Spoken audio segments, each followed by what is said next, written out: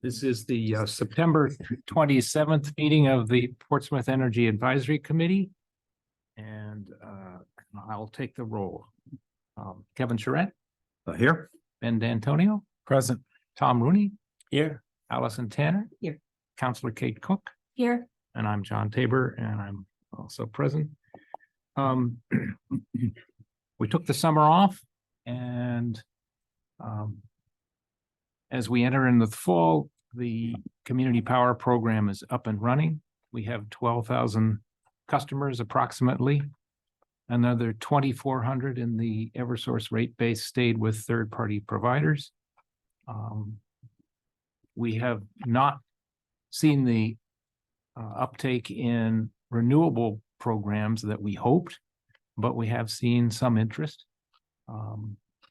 And we had an extensive discussion in July about how to encourage opt up to 50% or 100% green power. There's lots of work for us to do in the fall on that to implement some of those great ideas, which are all in the minutes. As Kevin mentioned, we've got Dover and Cheshire County coming as additional community power communities. And CPCNH is ahead of plan on all their metrics. As you saw in the packet, we have the financials. They're building a reserve faster. Their revenue is ahead. Their expenses are slightly under. And I also sent a little too late for you, a communication plan that Henry Herden has developed. And the coalition is building a whole communications team with ambassadors around the state for messaging. And they're talking about a lot of engagement with the communities to get the primary messages about the benefits of community power. And those benefits, if you have a chance to read it, were nicely and succinctly summarized. As we've known them, obviously saving customers money, but why and what CPCNH can do and how it buys in the portfolio model, the legislative involvement, the ability to help energy transformation in our communities to more renewables, all that's in their program. So the other thing that I think we'll talk about tonight, and I'd love to get everybody's feedback, is our ongoing role as an energy committee. We were really set up by former Councilor Lazenby and I to do community power, and we've done that successfully. The electrons are flowing every day, of people saving money every month. So what's our scope of work and our new mission? We'll talk about that a little bit. I think we'll start that discussion tonight and probably continue it in October. We're a blue ribbon committee, which means we're appointed by the incoming mayor every 2 years. So between now and the end of the year, we should decide if we want to stay a standalone blue ribbon committee, if we want to become a permanent energy committee, or if we want to align as part of the sustainability committee. There's pluses and minuses to both, but I think it all really flows from what are the missions, what's the mission and the goals that we want to set going forward. Clearly, we have continued work to do as stewards of Portsmouth Community Power. Every time there's a rate change, we need to communicate that. We have a lot of work to do to encourage people to switch to renewables. And we, down the road, have the possibility of working with CPCNH on local projects using the reserves that have been built up. That's all a glimmer at this point. The coalition's still in its infancy, hasn't developed that, but it's clearly where we're headed. And then we're seeing an explosion of interest in solar and municipal solar arrays. The state's now allowing arrays up to 5 megawatts. And, is there something we could do as a committee to make the city better off in terms of environmental footprint, or even helping our residents with their electric rates by looking at solar? That to me is a whole area of opportunity. So I did take a look at energy committees around the state. It looks like there's more energy committees than in towns and cities than there are sustainability committees. And they vary a lot. And I'll go through, I can share some of that when we get to that part of the discussion. Some of them in the smaller towns strictly exist to help their city or town, help their town choose an energy supplier for the city government, the town government. Pretty simple. Then others like Hanover are really focused on zero emissions by 2030 and very ambitious goals. So it varies. There's a wide range, and we can talk about that. We have to approve the minutes. Has everybody had a chance to read the minutes from last time? Stephanie, they were excellent. We had. Thank you for everybody's help and some corrections. I'll make a motion that we accept the minutes from July 12th, 23 Okay, EAC meeting. Seconded. okay, all in favor? Aye. Aye. Opposed? I'll abstain. I wasn't at the meeting. Okay, one abstention. In the interim, while we were not meeting, House Bill 281 was passed.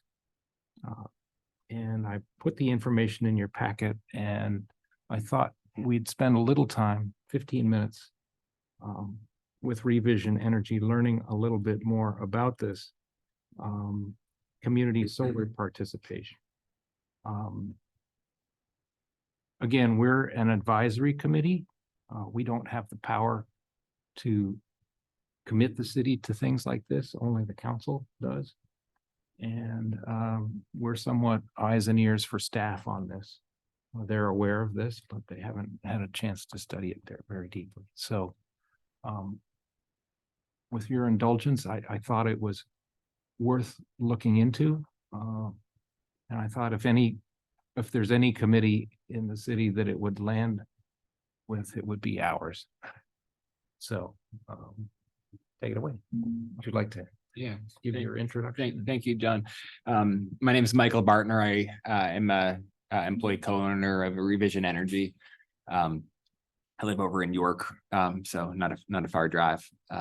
And we have solar on our rooftop at our house, and belong to a community solar farm in Maine. So we offset all of our electricity needs at the house, which is I'm happy sharing with my 3 daughters that's the case, and that we're we don't pay any sort of heating bill or so big believer in solar. And after we did that project, I joined the Revision team. So I was a customer first. If that PowerPoint opens, Which of these? the first one probably would.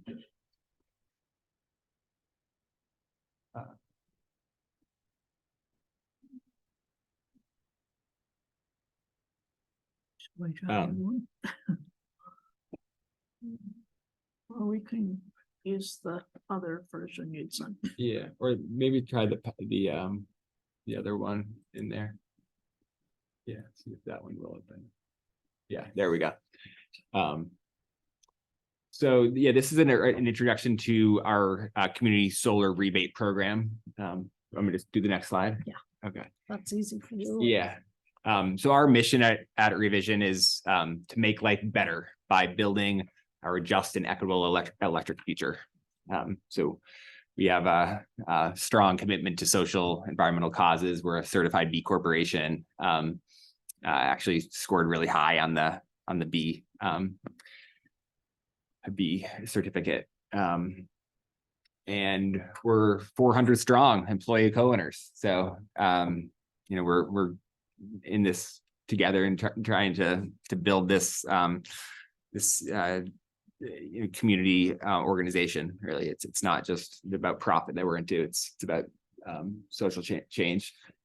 We have 5 offices. Doing good and doing well. Do good and doing well. Exactly, John. We have an office in Brentwood down the street, as was mentioned, and we've installed 15,000 renewable energy projects over the course of 20 years. We just celebrated our 20th year anniversary. That's offsetting 113,000 tons of carbon, and we've saved about $58 million for customers. These are some of the awards and affiliations, just want to step back and think about why New Hampshire communities are going solar. Number one, lowering electricity costs. 2, advancing renewable energy goals. We're helping address the climate challenge, and we're supporting local jobs and businesses. So there was some legislation that was really key over the summer. It was here in New Hampshire, was bipartisan expansion of net metering. And so what it does is it removes the geographic restriction on 1 to 5 megawatt solar projects. So before, a town, city, school district had to have to be part of a community solar project, it had to be in the boundary of the town and city. And so now it eliminated that, and anywhere in Eversource territory for the city of Portsmouth, let's say, or any utility district that the town is part of, or the school district, can participate in a solar array. So that was really key. And these are just different ways that we're partnering with schools and with municipalities. We're putting solar on rooftops and next to buildings, so we can talk about that tonight if that's of interest. We're making, if the town or if the city has a brownfield, for example, a contaminated piece of property, we're really interested in those projects, especially 5 acres to 25 acres. So making, if the city owns a brownfield like that, we're very interested in having a conversation. And then thirdly, subscribing to a community solar rebate program. And this last one on the list is primarily what I want to talk with you guys about tonight. It's relatively an easy lift. So it's a biannual payment that the city would receive. You're an eligible consumer because you're a city. You'd receive this rebate payment by subscribing, by participating in one of our community solar farm projects that we're building in Eversource territory. And the amount of the rebate is based on your electricity usage. So would that go to the municipality? Yeah. Yep. How does the community solar rebate program work? You sign up, there's no cost. We develop and construct the solar array. Solar array generates clean energy.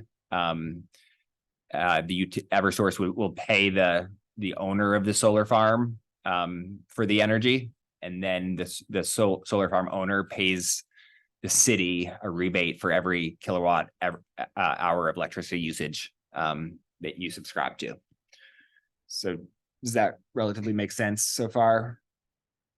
Who owns the solar farm, the equipment? Is that Revision, or Revision is partnering with investors? Revision is partnering with investors.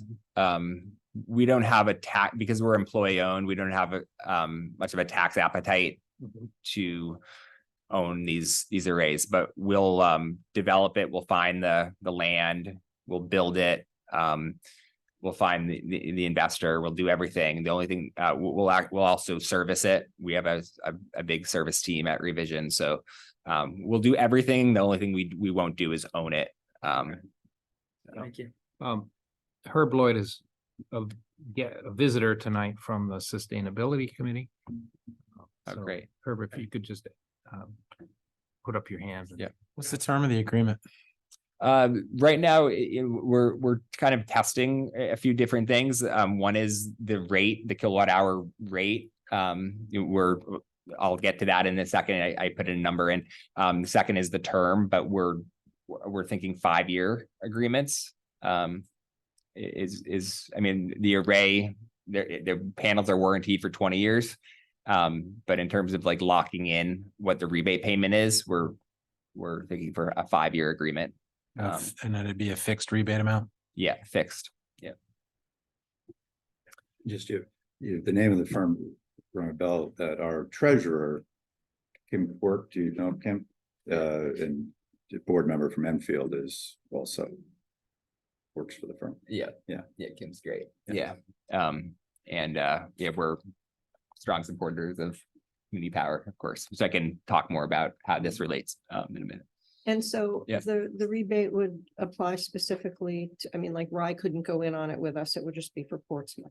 No, right, because it's a municipality. They would have a separate decision-making body that would decide to go in. Okay, I so would they assume. could go in on something that was located in Portsmouth, is what I'm saying. Apparently it's So fixed here. yeah, what HB 281 does, it removes the geographic restrictions. So we're not talking about building a solar project here in Portsmouth. Although if you say, wait, we have this perfect piece of land, please consider this for a solar project, then of course we're open ears to finding, especially if it's a contaminated piece of property. We're Jones very interested. Avenue landfill would be perfect. Yeah. Yeah. Exactly what I read. Well, or Coakley. Yeah. Since we're majority owners of that. Okay. So just to be clear on the mechanics, Revision's gonna finance and EPC the project. You're going to receive the net metering credit, so whatever the retail rate is. The system owner will finance it, and the system owner will receive that. credit. So let's say could be between 3 to, we saw high prices in the teens, on the wholesale side for just the supply component. So between 3 and 12 cents, the owner keeps that. And then to pay back their financing, manage all the maintenance costs, swap out inverters, all that good stuff, then the customers get a $0.5 or they get 5 mils. Yeah, I'll get to the pricing in a minute. Yeah. So I'm a little confused. So Yeah. the city becomes a member, Mhm. doesn't cost anything. No. And then Revision and an investor owns the array, Yeah. and utility pays you for the kilowatt hours. And then the city gets a rebate on top. So Yeah, we're not paying anything what are we paying for the electricity? Nothing. Yeah. So this is just a strict, like, in order for us to build these projects, This is just to use the. we need to be able to assign municipal load and school district load to the array. And so as a benefit of just saying, we're assigning our load to this array, that for that, You pay a rebate. you get a rebate payment. Got it. Okay. And the utility is by this legislation is bound to buy that power. Yeah. Got it. Okay. Ah. And by several pieces of different legislation, the utility is bound to buy it, but this is one of them, especially because it removes the geographic boundary. Yeah. And I don't want to get ahead, but maybe if you could talk about how the sizing of the project versus the amount of load that you may sign up for it. So in a simple example, you've got one array that has a certain amount of power Yeah. that can be, absorbed by a certain amount of subscription base. Right. And as you add more subscribers, Right. maybe it's time to look at another project and build another solar farm. Yeah. And if you could just maybe talk through what some of the triggering mechanisms or how you think about making sure that the subscription base and the sizing of the power projects are, related, that'd be helpful. Yeah. Yeah. I'll get to that, especially with our main experience. Great. And who gets the renewable energy credit? The owner of the system. receives the net metering credit, and a portion of that they'll give to the city. So this is predictable solar savings, no cost, really no risk. You lock in significant long-term payments, and you can continue using a third-party supplier. So this is just an example of a 0.5 cent rebate payment. Let's just say, obviously your load is probably like 10 times as much as this. But in this more small example, 1 million kilowatt hours, the current default supply rate, you're paying around $126,000 for that electricity. The annual rebate payment would be $5,000. And a 5-year savings of $25,000. So with really like hardly any heavy lifting, you're just signing your load, you can get some really nice savings. So it's like a 3 or 4% savings. Yeah. So why choose Revision? We're local, based in New Hampshire, 20 years experience, mission driven, customer satisfaction. We just completed with LD 1711 in Maine. That opened up the kind of the floodgates for solar in Maine, and we built 7 multi-megawatt community solar farm projects that benefited 33 cities and towns and school districts. That's saving those 33 entities around $1.9 million every year. So it's a different model there. It's net energy billing credits, and it's the mechanism is a little bit different. They set a tariff rate, but in essence, this is very similar. What just happened in Maine is starting to happen in New Hampshire in terms of building these community solar farms. Land is a bit more plentiful in Maine, but we still see New Hampshire as a tremendous opportunity.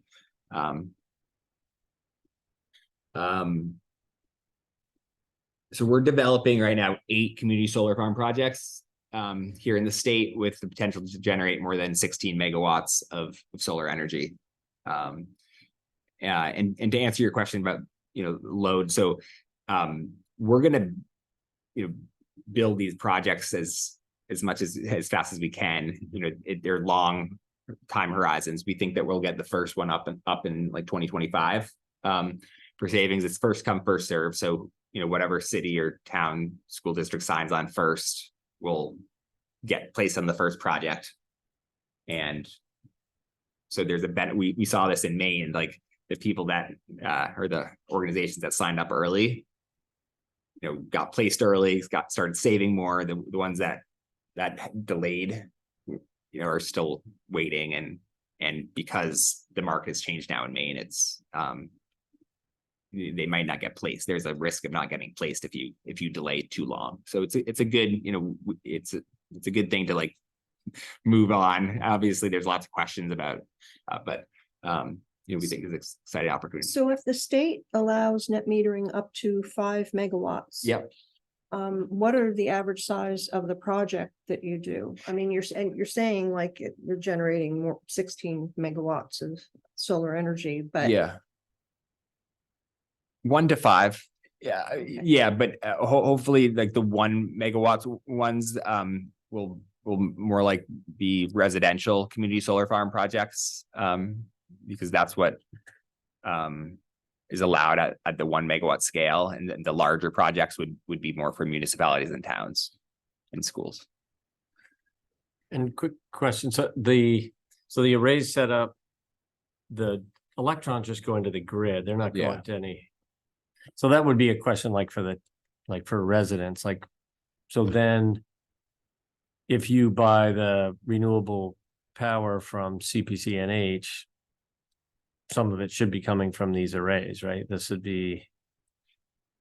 no direct connection into Portsmouth. Yeah, the one thing that you have to be careful with though is that you can't, like, the city can't sign on to multiple arrays. Like if you say, okay, we want to develop our own like 5 megawatt array to assign our load to, you can't, Do that let's say and it's 5 megawatts would be your entire load. like you can't do that and get the rebate payment Right. on this. So you have to kind One of or the other. what is, yeah, it's one or the other. And because we're structuring these as 5-year agreements, like it might take the city 5 years to develop its own 5 megawatt array, for example, here. Right. Because it would be different buildings and different land, it's just to figure it out. So it's a good stopgap too, possibly just to like do something and start, supporting community solar farms while the city looks at its own possibilities. Oh, because after the 5 years, then you could do it. You can do, again. yeah, you can do what you want. And Still around. if it's a 5-year agreement, and again, we'd be happy to talk about a 20-year agreement at 5 cents rebate payment per kilowatt hour. It's just what your appetite is. But I think that's where we're starting, is just, 5-year, half a cent per kilowatt hour. So you save, earn money, no cost, no risk, you support local clean energy. So it seems like a great thing. And obviously, there's a process to go through, and this committee has thank you for having this conversation start here. I think it's a great place to start. And So that, how does a municipality move forward if they want to do it? yeah, so we have a contract that talks about all of the logistics of, and so yeah, it's signing that contract, and we can send that over to you if that would be the next step. Is there any difference for Portsmouth, having it in Portsmouth versus having it in another town and buying into that one? There's no difference. So the one thing, so we work with a lot of towns and schools on power purchase agreements, PPA, which is not this rebate program. And a PPA, is more for an on-site solar project. On-site meaning it's based within the city. So these are off-site, outside the boundary of the city. So with on-site PPAs, there's more significant savings because over time, you could decide to buy the array, for example, and that could produce greater savings. Now, generally, it's smaller projects are PPAs, and so these, you're not signing like the majority of your load to a community solar farm. And they're like, I know Portsmouth pretty well. I grew up in the Seacoast, and it's like I could imagine 100 kW here, a couple hundred kW here. It's this guy, but that doesn't. I mean, it matters, and we would love to talk with you about those PPAs, but this is bigger chunks, of just like assigning to clean energy, and you might find out like in 10 years, if we look back at this conversation, we might find out, well, the rebate program, it was an easy thing to do, and it saved us almost as much as the PPAs, even though we own them, just because it's the scale of them are much lower. So at this point, we'd be better off not having any of these located on Portsmouth land, so Portsmouth can save that to do the PPA at some future date. Yeah, that's right. Unless, again, you say that like, we have a wonderful opportunity here with a landfill, and landfill projects that, like, there are some permitting hurdles to go through, like the ideal brownfield, that because the Inflation Reduction Act, they give a bonus to contaminated pieces of property. And so that's why I mentioned disturbed and contaminated. So if the ideal project would be like a disturbed piece of property that nothing's going to happen to it, but it's doesn't have to go through all the complex permitting that a landfill project does. But we're very used to doing landfill projects. We've done a dozen of them, and so we'd definitely be interested in talking about landfill. But yeah, I would say if you're interested in landfill possibilities, then also probably still go ahead with this rebate program, because how long it takes to develop it. And there's no difference between, you could get a lease payment for the landfill. Mhm. And that would bring in some savings for the city, but us just leasing. And Coakley, you're the majority owner, so you would get a piece of the lease payment. Is that, even though it's not located within city property, is that how it would work, or? I don't know how it works. Yeah. It's a good, No, that we'd be very we, interested. it's a, could we turn that liability into an asset? So, Yeah, we'd very, very interested in exploring that. So we're, here to advise the city council, Yeah. and I hear you talking about assigning load. Yeah. Are we talking about trying to assign the municipalities load? Or are we trying to talk about, what we did with Community Power, where we migrated all of the residential customers over to a new supplier? Like, is this more of like a municipal play, or how would this affect a residential customer? Does not affect a residential customer. The only way it affects Portsmouth resident is they're a taxpayer. And so obviously when the city can lower its electricity costs through a rebate payment, or it's actually just a check that's sent to the city, the rebate payment, so that it can be allocated however you want to use it. The rebate payment could go to a special fund that you're maybe it's a low income LMI, low and moderate income initiative with the residents here, or maybe it's going towards the purchase of your own solar array for the city, or maybe, or maybe it's just lowering the something else, going towards. So this opportunity is mostly germane to the city's The load. city, Right. yeah, And so city level. hypothetically, right now, the city has a supply contract with LSE for some fixed term. Yeah. In lieu of doing that, or in addition to whatever, depending on the size, you could then say, instead, I'm gonna allocate my load over to Revisions and their solar project, and the solar project will be serving me.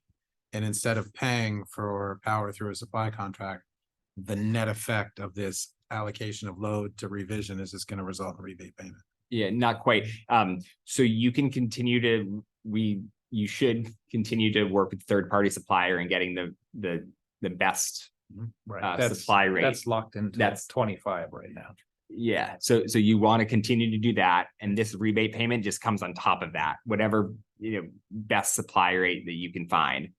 This just goes, and so the only difference is if you can't be on more than one solar project, your load. And so your supply contract is not a solar project, because these haven't been developed yet in New Hampshire. And so If we it's, do this, we're allocating the whole load. nope, you can say, oh, we want to do 10%. Okay. We want to do, you want to just set some sort of, if you say, well, we want to do 100%, I would say, well, is there any risk of the city's load going down? Right. And you might say, no, there's no risk, because we're going to electrify all the heating and we're going to get transportation, so there's no risk. And so, but if you don't want to assign more load than you, And you can't assign more than 5 megawatts, right?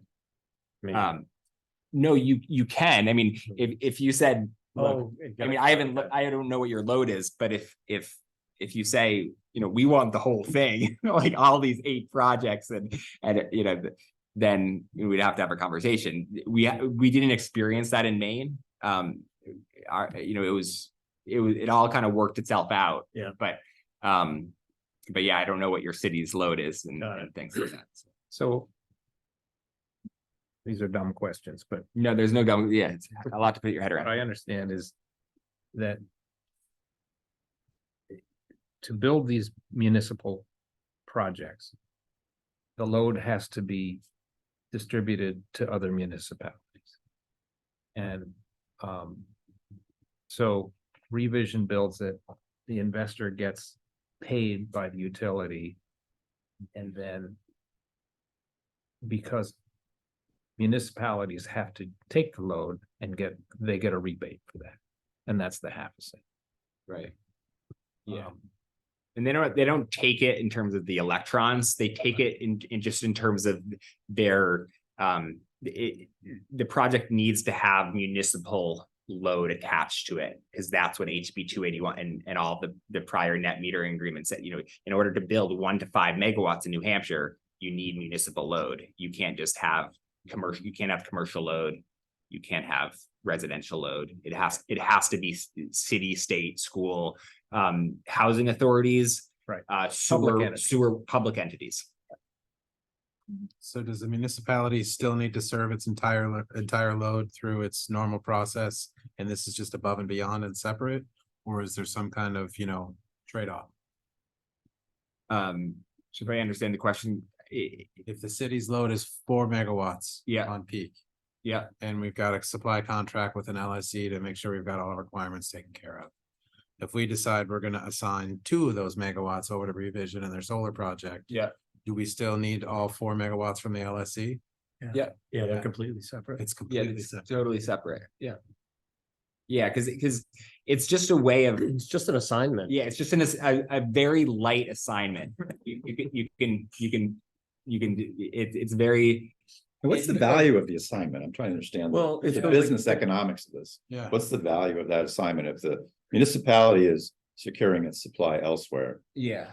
I'm a little bit Well, confused. the value to who? The investor? So The value to you folks. To us is Yeah. that we wouldn't be able to build these projects without it. So we. Even though, Utility has a. The investor would not sign on to it. That's it, just because the utility has to pay for it. just because the utility has to pay for it. Okay. That's it. Yeah. But why not just tell the utility you have to pay for it? Why do we even? I don't understand the role of the It's a municipality turnkey in this. EPC service.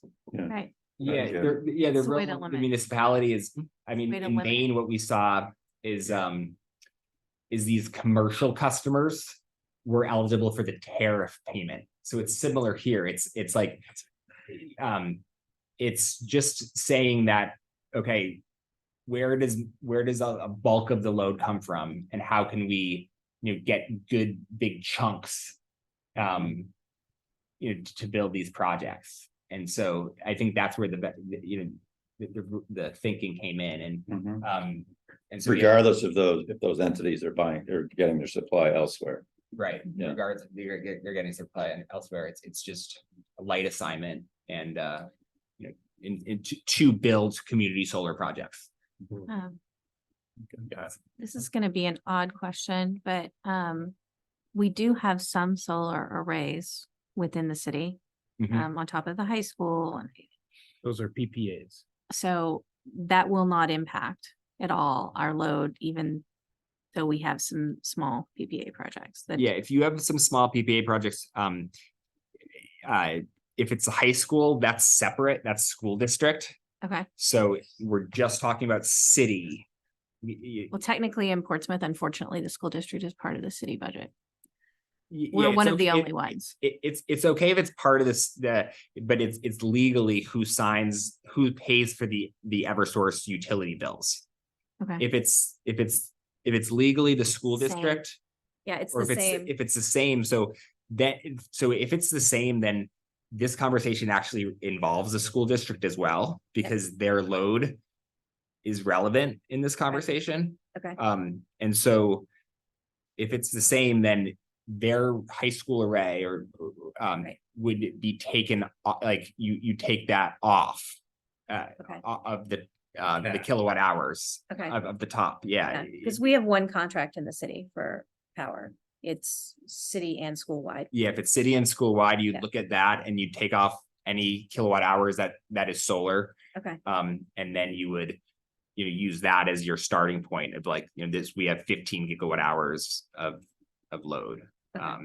And then we want to sign up 85%, 90%. Those were the common ones that we did in Maine, 85, 90% of the load. And obviously that's a big, you might look at that and say, well, that's a really big number. Let's go to 75% or something like that. all right. Yeah, okay. Well, I think, thanks for presenting. Yeah. I don't think we're gonna make a decision tonight. Yeah. We'll Mhm. talk about it a little bit.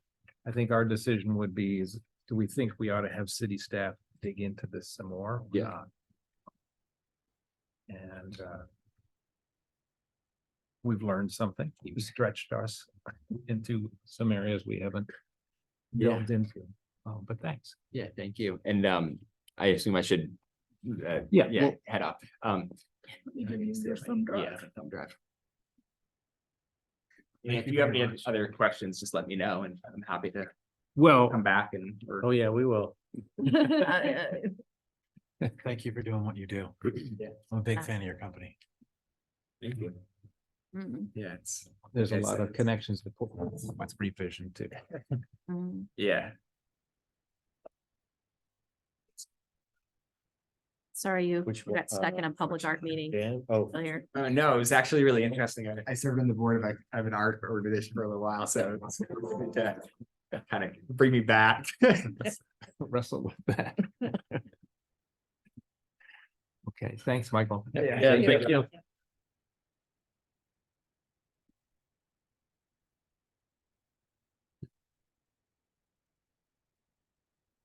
You got a handle on it, I think I understand. Mhm. pros and cons. Yeah. I mean, this, we don't have to have very much skin in the game at all.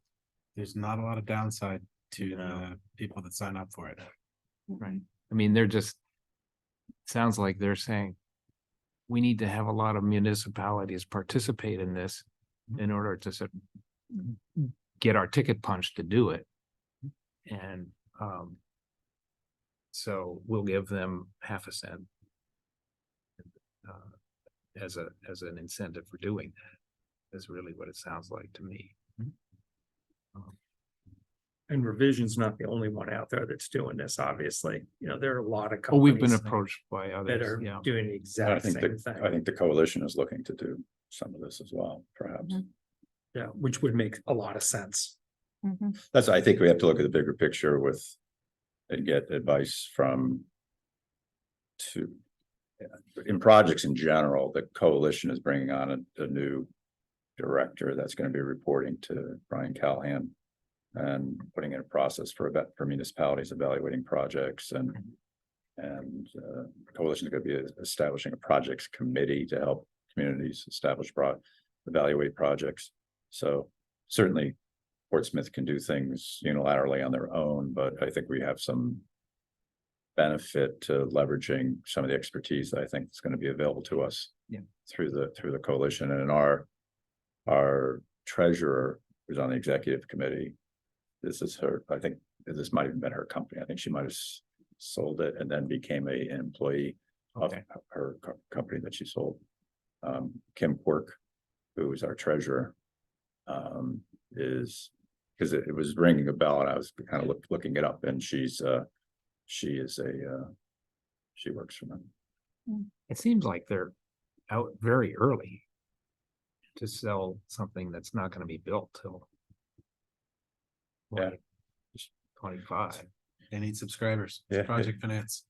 Yeah, You can line up all your subscribers and go to the bank. They're much more willing to lend you the money. Got it. The proverbial bank. And they But they're want, talking tax equity finance through the IRA. That's why they need an investor, someone that has an appetite, that has a tax burden. okay, I think the idea of like Jones Avenue is intriguing. I would want to know on the back end what the cost is to purchase the array.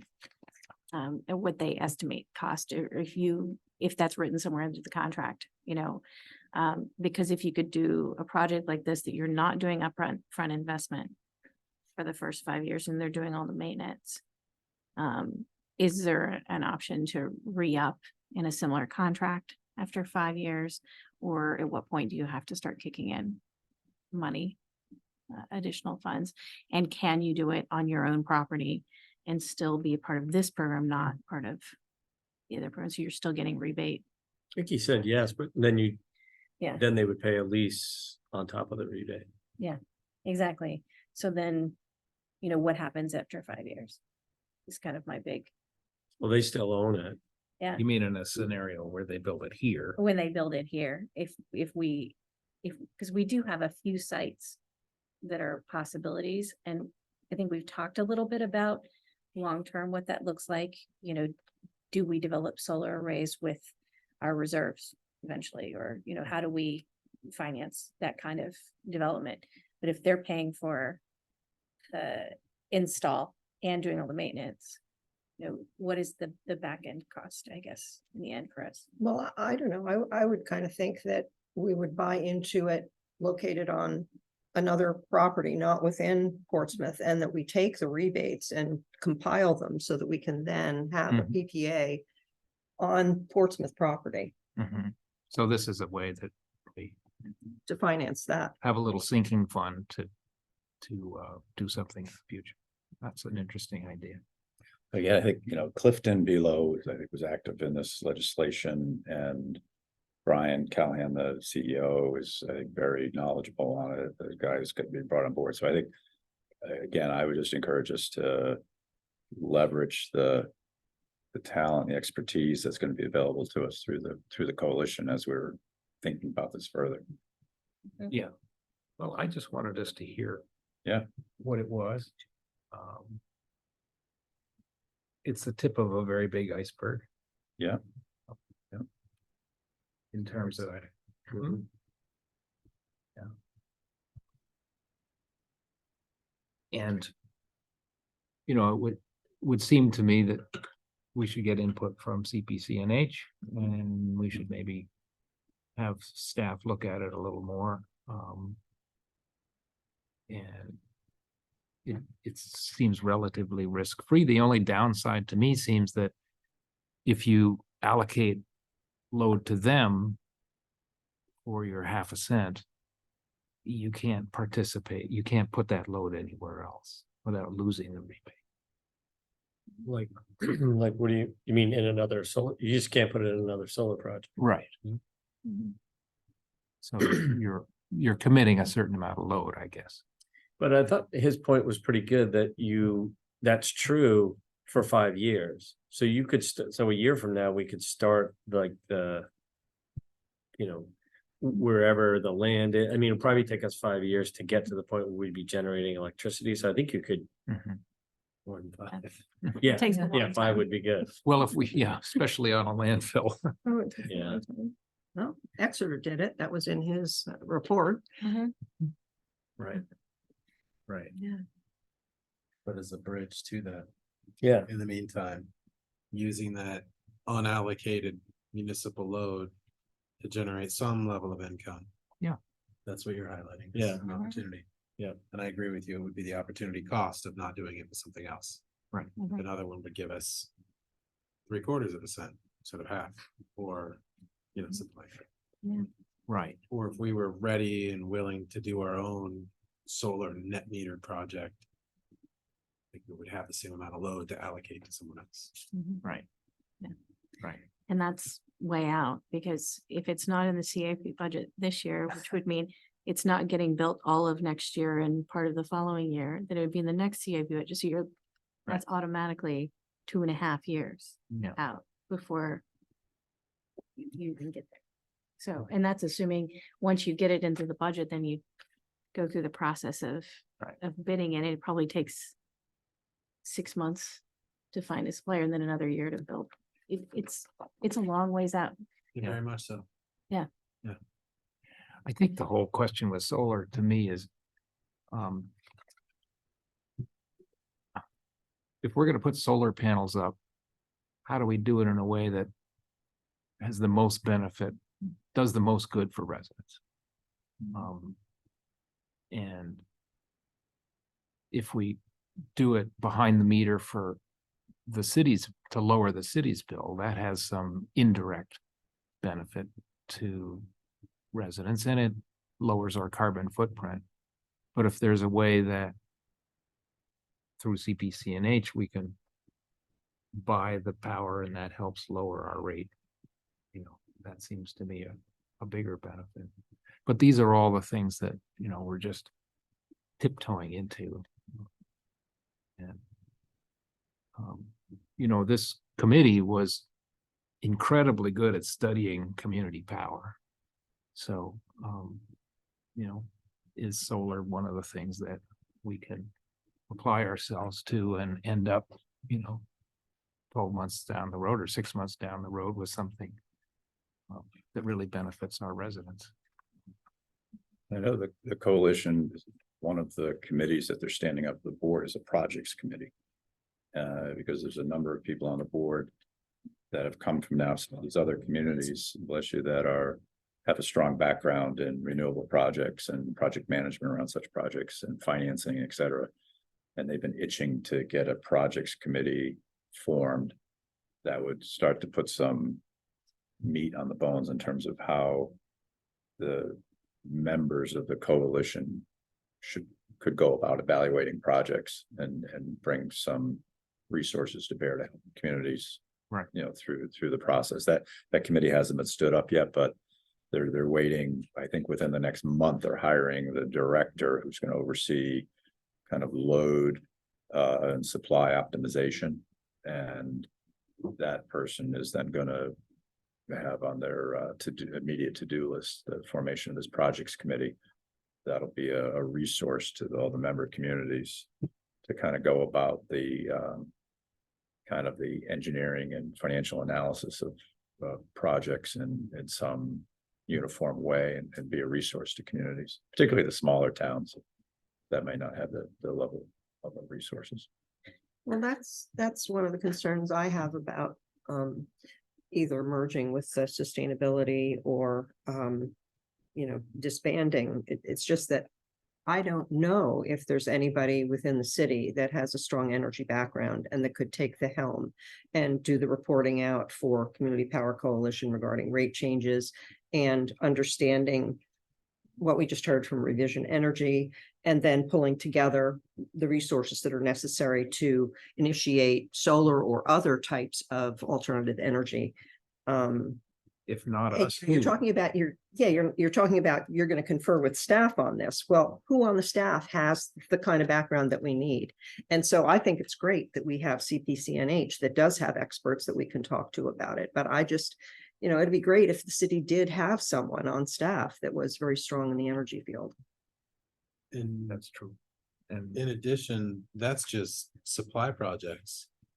What if the city decides to get into building chargers and heat pumps and, or, incentivizing Microgrid. efficiency and batteries? That's pretty complicated as well. So I would agree with you that it would be helpful to have, a group like ours that's able to advise the city on those kinds of complicated matters. call for the energy committee. Yeah. I was gonna add that I don't know if any, you made it last night there's a green buildings task force that's been working.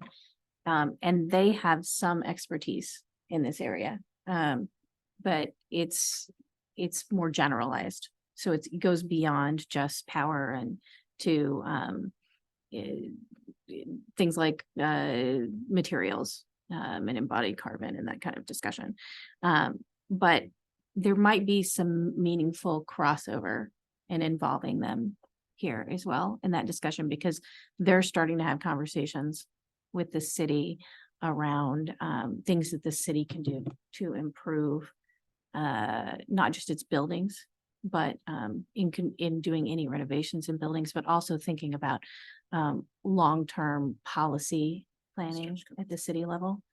And I think that's there really isn't someone that's been addressing this on the city side of things, but the committee that task force has some experts that are, I think, really helpful. Right. I mean, when we started exploring community power under RSA 53E, I think Peter Rice and Peter Britz would tell you that they would never be able to get in as deep to electricity portfolio management and buying strategies and hedging strategies, and they would have never been able to do that as well as we did. And the combination of us with the coalition and the coalition's folks like Sam Golding and, was a pretty good brain trust to figure it all out. And the coalition just brought on board a firm, it's called the Resilient Buildings Group. And actually they did the design of the workforce housing over on Port Street Mhm. And it just won like the top statewide award, I believe, for lead in, you know, energy efficiency. So they're a resource now that is under a long-term contract. Yeah, I with the talked to a coalition. tenant there who says a lot of the winters, she doesn't even have to turn her thermostat on. But it just won Never- some big award last month. Hmm. But this firm that they brought on now to support them in a variety of ways they did apparently the design for that building on the energy side. But I think my point, yeah, that's another resource. Mhm. And that's another whole area of exploration for us. For example, one of these towns, I think it was Durham, is really keen on, their energy committee has been working on construction standards for energy efficiency in the town. And they want to work with commercial and property owners and homeowners, and their whole focus is building efficiency. Mhm. You know, so some of the Concord is all about working on best policies for their city energy use, but then recommending voluntary actions and programs to the citizens of the city and developing a climate action plan. So their climate action plan is going to live with their energy committee. Rye is pretty bare bones simple. Assess current town energy use and how to save money, but that's Rye. Real quick, and I apologize for interrupting the meeting, but I was passing some messages with one of the circuit riders the other day from CENH. And they were asked me about Portsmouth, and they said Portsmouth should split their sustainability committee into two committees, energy committee and a sustainability committee. Because that's the statewide trend that CENH is seeing. And I explained, I said, well, they've already done that. We have an energy committee, and they said, oh, great, you know, that's because that's what we're seeing. So it might be worth reaching back to CENH and asking them, why are they seeing this trend across the state where municipalities are splitting energy out of their sustainability committees? Yeah, I think it's just what. I'm sure yeah. But, you know, there might be some more empirical data, you know, on what's happening across the state, because it sounds like you folks you were ahead of where everybody else is. Mhm. Well, that may be. Yeah. I like to think so. I mean, we sort of stumbled into it. Yeah. I like that the value of this committee is that there's a lot of technical expertise in this committee. You know, I've always thought we have a committee called the Technical Advisory Committee, but it's, you know, they advise planning on planning policies, but and plans in general. But this is a very technical committee. And I think that there's great value in that, and having volunteers who can serve and provide that technical advice to the city, because we will never be in a place in our municipality where we can hire the level of expertise that we have here, or that we have on the sustainability committee too. I mean, on the sustainability committee, we have transportation planners who've done transportation internationally for their entire careers. I mean, so there's expertise there that we can't afford to hire in the city of Portsmouth. So, Yeah, and I think you could see the difference. For example, Dover joined the coalition, sort of handed down the policy direction to staff that, oh, we want to do community power. But then it landed on the desks of city staff who had hundreds of other things to do. And it didn't quite come together. They joined the coalition earlier than we did, and they're going live later than we did. And so is Durham. Yeah. Durham's not going till next spring at this point. Right. And I think the Peters would tell you there's no way that they could have done the in-depth examination of the options and wrestled with how to make it work. So all that argues to me that the city could benefit from our energy committee living on. And even becoming a permanent fixture. But I think first we have to know what our scope is and what our goals are. And that's not a discussion we're gonna finish tonight, probably won't even start tonight. But I think that drives the governmental structure decision. I think a lot of what we've articulated, I know you want to do it at another point, I think still stands the test of time. I mean, we don't know exactly what our role is going to be 12 months from now, what we're going to be interested in, but I think the things that we've laid out in terms of our role, I think kind of stand the test of time right now, particularly as the coalition is still in its infancy. You know, and we had discussion today around larger commercial customers, industrial, and you know, what's the role of community power for those customers, and projects are going to start to, you know, there's going to be some more, I think, substance to how projects are going to start to unfold and be evaluated. I don't think there's going to be any lack of things for us to discuss and advise on. Right, and their capacity as a partner will grow and grow as our efforts to diversify the energy work that we're doing. Yeah, and they'll be in a better position to educate with us. You know, they've been kind of flying low to the ground, but as they get some resources and They got a business to start, yeah. yeah, but they'll be in a better position, I think, to meet with us and guide us and advise where can we help, you know? And it might be also on legislative and policy matters that we might get engaged with, you know. Well, I was having a conversation with Kevin in the summer and, oh, great, we're up and running. So let's talk about solar projects. They're not ready for that. We're not ready for that. But there's a glimmer of that. I was gonna add too that the Sustainability Committee is right now in the process of trying to convert to being a permanent standing committee for the city. I'm the second city councilor on both sustainability and energy advisory. And so there's been, for me, great value in seeing what the two are doing kind of in parallel, different actions, but for similar purposes. And the Sustainability Committee's future goal is to implement the climate action plan. That's really their focus. But I think that there is great value in this committee considering having one of the members of that committee sit here as well, so that there's some crossover for future.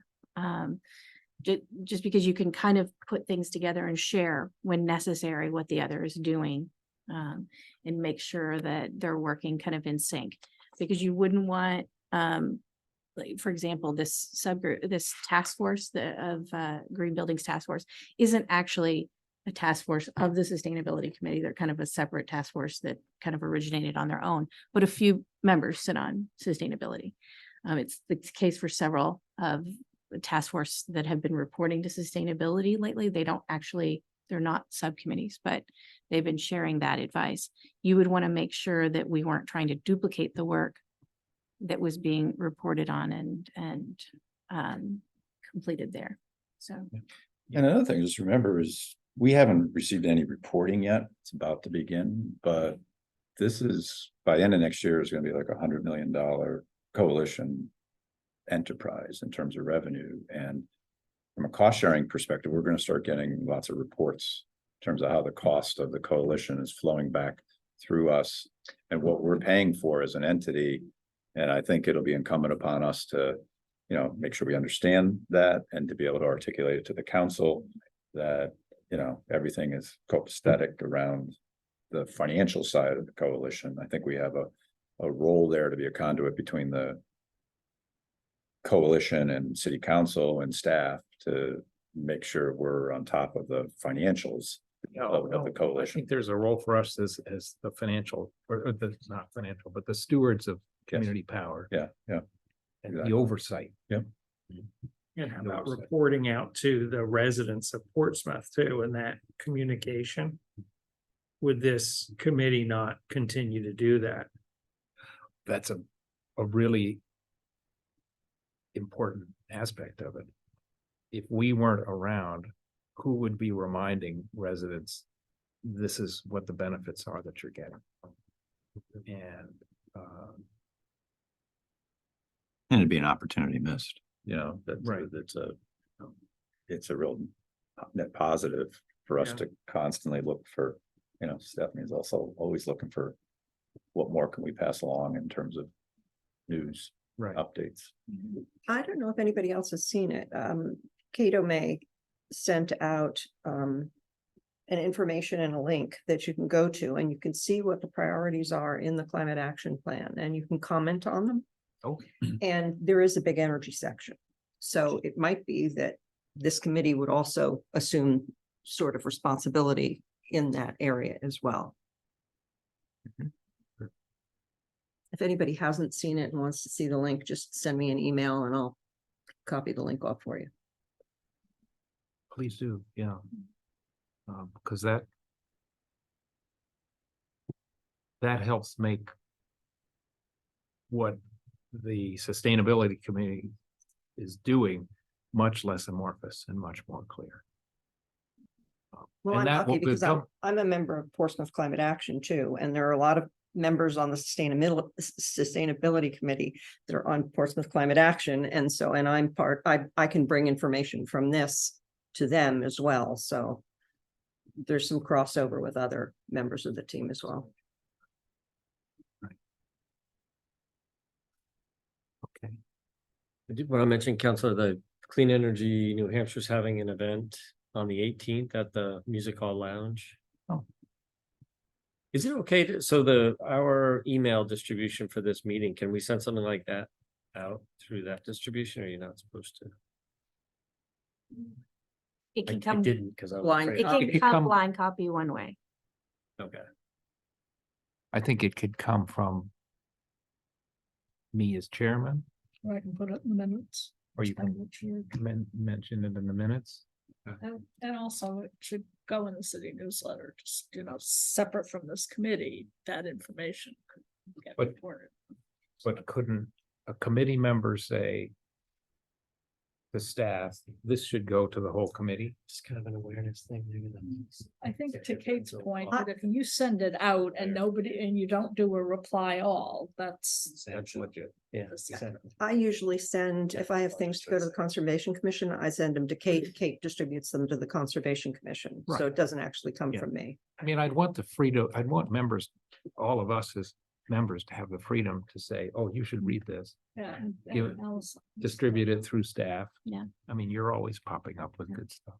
We just got a briefing on this at Public Art Review Committee, because it's a fairly new committee about policies for distributing information.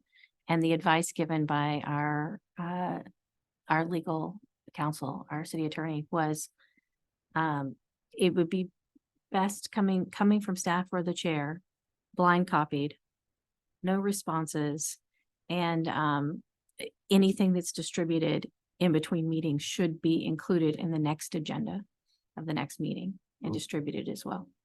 So that it's clear that the public has seen it as well. Right. Yeah, so that we're not talking amongst ourselves electronically. This, the dreaded sequential meeting. Yes. Okay. Um. We're getting close to 8. I think we've started a good discussion about the role of this committee. Maybe I'll just go around and get last thoughts from each of you. As we think about the question of, do we stay independent? Do we see a long-term role? Allison, you want? Long-term role, and I think that it might be beneficial to either get some people that are involved in sustainability to join this committee, or else put out another call for anybody that has an energy background that might want to be part of this committee. Great. Counselor? I think I'm in a similar place. I think that the committee should continue. I do think that personally that the committee should consider permanence rather than being a blue ribbon committee, so that you can automatically sustain your expertise without having to worry about reappointments every few years. That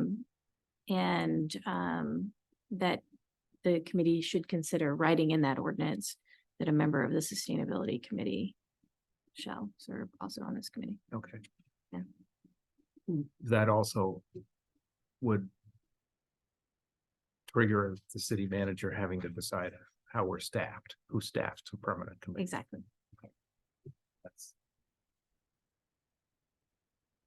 But that's what we have a city manager for. Tom? I agree. I mean, I was on the sustainability committee years ago, and I feel a lot more comfortable here because I was always pushing the sustainability committee towards energy issues, and it's so much broader than that, that I think it's a good, the two complement each other well. And I think there's only going to be, as we talked about, there's only going to be more challenges and, staff that aren't available to answer them. So I think a permanent committee is a good idea. Right. We fill that gap. Yeah. Ben? I concur. I see long-term value in providing technical advice to the city council on various matters. I think our joining of the coalition is something that really merits continued attention and stewardship. Whether it's us or another body, I think that there's a need. Yeah. There's some oversight there we gotta do. And I defer to others on whether it's a blue ribbon versus standing versus roles assumed by other entities. I trust folks. I just think the need is there. Yeah, that's a governance question. Yeah. And I just think there's a plethora of things for us to continue to focus on. And I also think there's an expectation on the part of the coalition that members have an energy advisory committee. So, their interface with the city or town isn't just through a board member, or now, if you don't have a board member, you have a member representative. That would be like one person. And I think it's good for the coalition to know that there's a small group representing a city or town, and it's not just the voice of one person. I do have a couple things I just wanted to quickly update you on relative to the coalition. If Yeah, I like think 30 seconds. I'll just wrap up this Yeah. discussion. I agree that we have the oversight, and that's an interesting point, is that there's an assumption on the coalition's part that there's an energy committee in each of these cities and towns. So the energy aggregation committee was the gateway drug to permanent. Great. Yes, let's hear a couple of things Yeah, so just, before we close out. yep, just, Do you go want to ahead. show them? You Show what? want your no, PDFs? yeah, I'll go through this real fast, but the CEO is on board and doing a great job. The whole kind of dynamics, I think, of the coalition has really shifted to day-to-day operations with Brian Callanan being on board, and he's doing a wonderful job. And it has allowed Clifton Below to really shift to regulatory matters, and he's been living in Concord on regulatory and legislative matters. So it's kind of freed him up to do that. And that's really his sweet spot. And he's got the second biggest utility in the state behind him. So we mentioned Dover's going live, and the thing there was Brian Callanan asked to kind of revisit this. There was some value financially to the towns, while minimal, to go live in the fall. We weren't going to go live in the fall. There was also some minimal contribution to reserves. So net, it wasn't a drain on the rest of communities for Dover and the Cheshire communities to go live.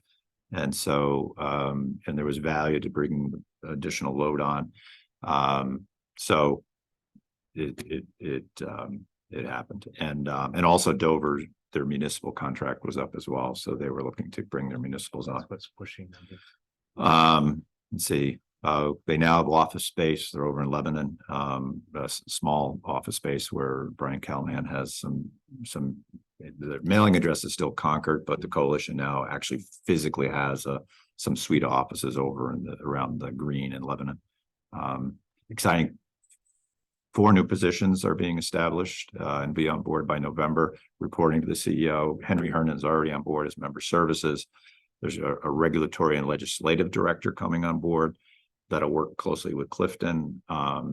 There's the power load kind of management and supply optimization, and they're working on the title of that will be coming on board very soon. And then an administrative director that's like everything else, kind of employee benefits, accounting, finance, all more of the corporate side of the business. There's going to be a director of administration, and then Henry. So those guys all and gals will report to We Brian. used to call an office manager. Yeah. So he's in the process, I think, of extending offers here kind of as we speak. They've hired an accounting firm, and I mentioned Resilient Buildings Group. They still have a PR firm, Be Fresh, on board. Net metering is now kind of flowed into a docket, PUC docket. And so it will chug along. Testimony is not due until early December on that docket. So the notion of having the whole net metering issue resolved in the near term is not happening. There's been some progress with the utilities. It's been kind of 2 steps forward, 1 step back. There's still a bunch of disagreements on certain issues, but there has been some progress, but it has evolved into a docket. So Right. It is kind of what it is. I And think we had the count of net metering people in Portsmouth. Like, I looked this morning, it was up to about 178, well, so. And other customers we can't serve. probably a number of them, if they don't export to the grid, could I do. still participate because it's still advantageous to them. They don't get caught up in the issue with.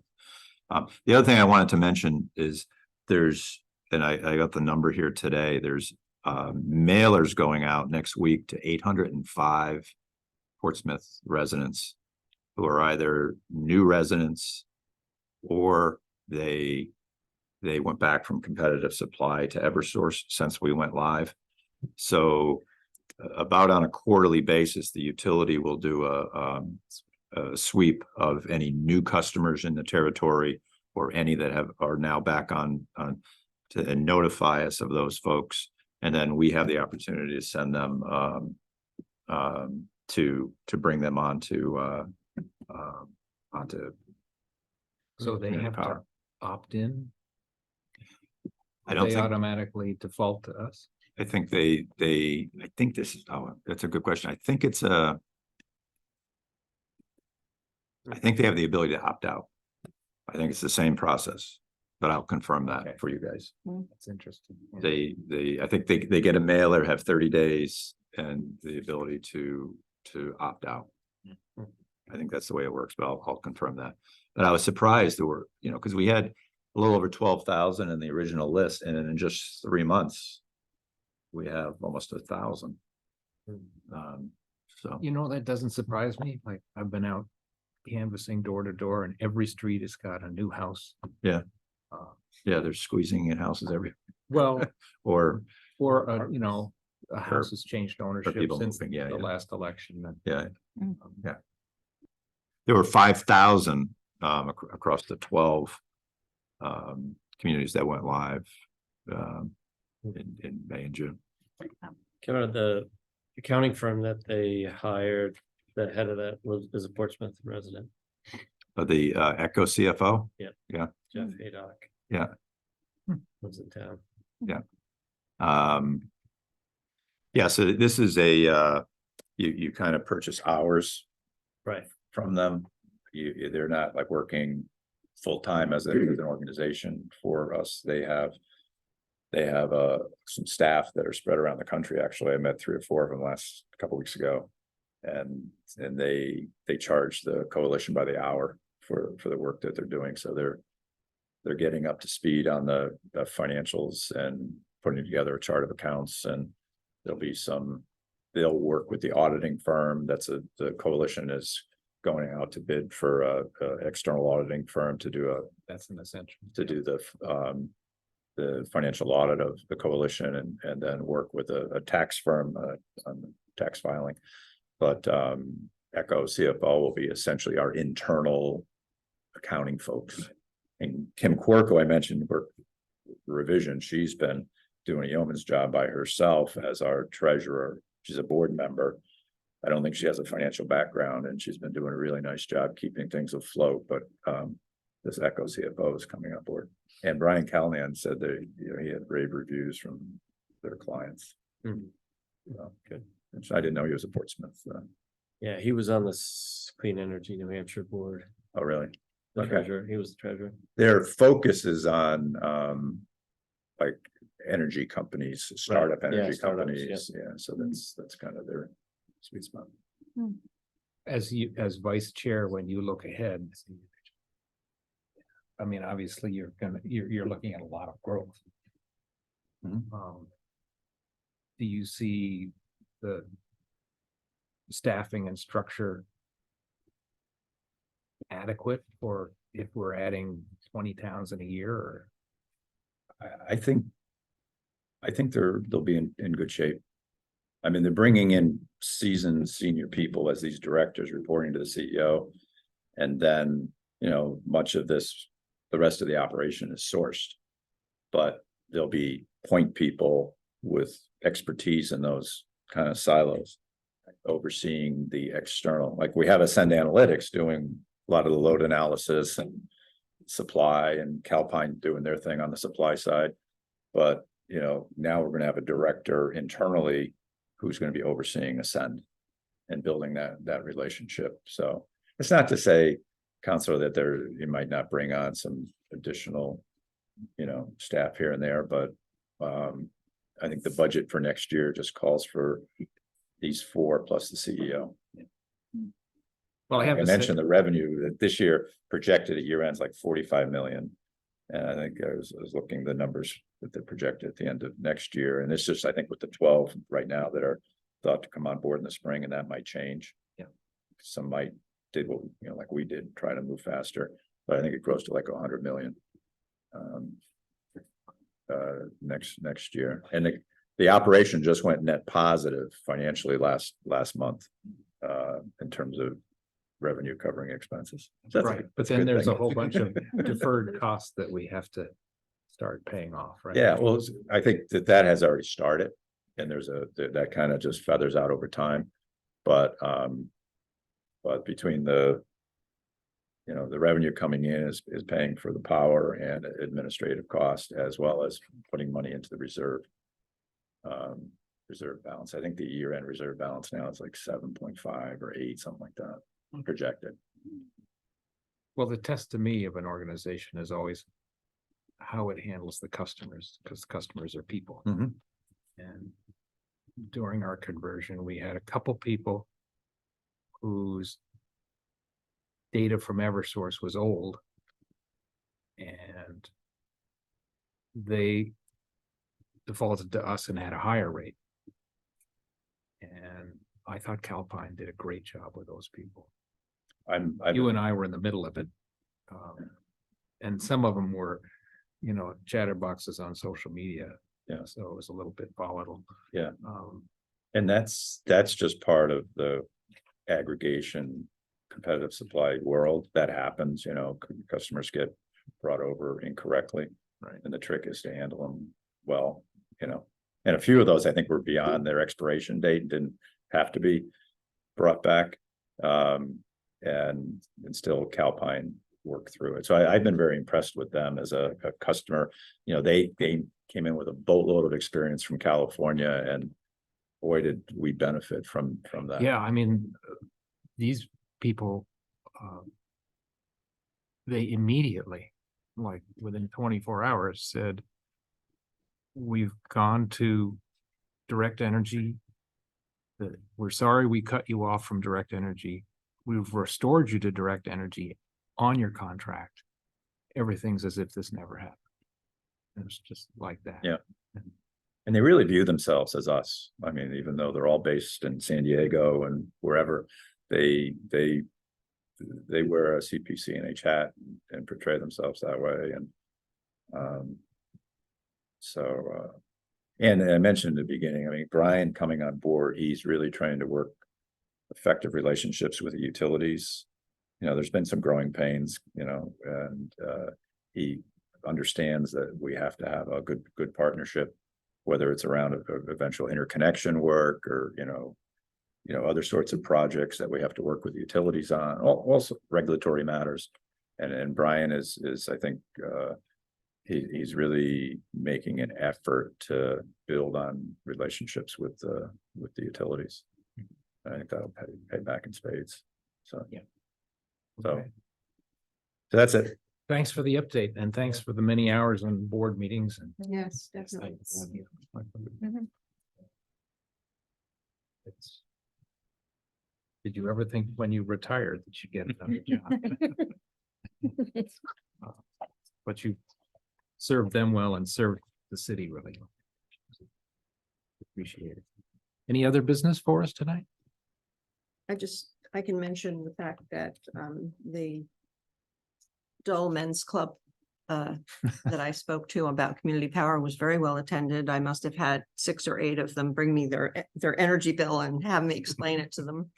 And there were several that wanted to change from whatever private supplier they had to CPCNH. So it went well. Great. Nice, All right. thanks for Yeah. attending that. Yeah, thanks for being our spokesman. I hope they Good story. entertained you even in their dullness. It Which men's group was this? was called the Dole Men's Group. It's Oh, a literally. it's a senior center, yeah. That's what they call themselves, and they have speakers come like once a month to their Okay. every Friday meeting, so Motion to adjourn? motion made. Second. All in favor? I Thanks, everybody. Thank you.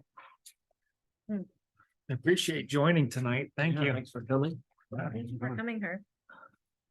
I'll see you tomorrow. No. Oh, you're not gonna go tomorrow?